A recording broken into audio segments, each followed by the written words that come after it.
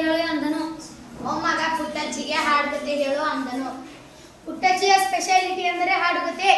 ಪುಟ್ಟದೊಂದು ಊರ ಹೊರಗೆ ಒಂದು ಹಳ್ಳ ಹರಿದಿದೆ. ಹಳ್ಳ ಅಲ್ಲಿ ಹರಿದು ಹರಿದು ಊರ ಜನರು ಬರುತ್ತಿದೆ. ಹರಿವ ಹಳ್ಳ ಊರಿಗೊಂದು ಸೊಬಗು ತಂದು ಕೊಟ್ಟಿದೆ. ಹಸಿರು ಅಡಮರಗಳೆಲ್ಲ ಹಕ್ಕಿ ಹಾಡು ಕೇಳಿದೆ. Very good. ಯುವಕನಿಗೂ ಹಾಗೂ ಹುಲಿಗೂ ಜಗಳವಾಯಿತು. ಕಾಡಿನಲ್ಲಿ ಒಂದು ಹುಲಿ ಜಿಂಕೆಯನ್ನು ಕಂಡಿತು. ಅದರ ಬೆನ್ನು ಹತ್ತಿ ಹಳ್ಳೆದಡಿಗೆ ಬಂತು. ಪ್ರಾಣ ಬೇದ ಜಿಂಕೆ ಮನೆಯನ್ನೊಂದು ಹೋಗಿತು. ನನ್ನ ಪ್ರಾಣ ಉಳಿಸು ಎಂದು ಮನೆಯೊಡೆಯನೇ ಕೇಳಿತು. ಜಿಂಕೆ ಹೆಸರು ಚುಕ್ಕಿ ಎಂದಾಯಿತು. ಜಿಂಕೆಯ ಕುತ್ತಿಗೆಯಲ್ಲಿ ಗೆಜ್ಜೆ ಇತ್ತು.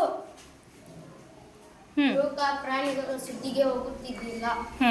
ಸೊಪ್ಪು ಸದೆ ಸೇರಿದ ಎಲ್ಲವನ್ನು ತಂದಿದ್ದು ಅರೆದು ಬಿಟ್ಟು ಮತ್ತು ಮಾಡಿ ಗಾಯಗಳಿಗೆ ಹಚ್ಚಿತು. ಗಾಯ ಮಾಗಿಯವನು ಮತ್ತು ಎದ್ದು ನಡೆಯತೊಡಗಿದನು. ಇದನ್ನು ಕಂಡು ಜಿಂಕೆಗಾಯಿತು ಅಪರಿಮಿತ ಆನಂದ. Very good. ಚುಕ್ಕಿಯನ್ನು ಜಿಗಿದಪ್ಪಿಕೊಂಡು ಯುವತಿ ಹತ್ತಲು. Very good. ಯುವಕ ತಾನು ಚುಕ್ಕಿಯನ್ನು ರಕ್ಷಿಸಿದ ಕಥೆಯನ್ನು ಯುವತಿಗೆ ಹೇಳಿದ. ಚುಕ್ಕಿ ಎಂಬ ಜಿಂಕೆ ಪಾಪ ಹುಲಿಯ ಕಣ್ಣಿಗೆ ಬಿದ್ದಿತ್ತು. ಯುವಕನೊಬ್ಬ ಅದನ್ನು ಉಳಿಸಿ ಮನೆಯಲ್ಲಿ ಸಾಕಿದ. ಹುಡುಕಿಕೊಂಡು ಬಂದ ಹುಡುಗಿ ಅದನ್ನು ಬಿಡೆ ಎಂದಳು. ಹುಡುಗ ಹುಡುಗಿ ಒಂದಾಗಲು ಚುಕ್ಕಿಯ ಮುಂದಾಯಿತು. ಕಷ್ಟಪಟ್ಟು ಬದುಕು ಸಾಗಿಸಿದ ಯುವಕ ಹೆದರಲಿಲ್ಲ.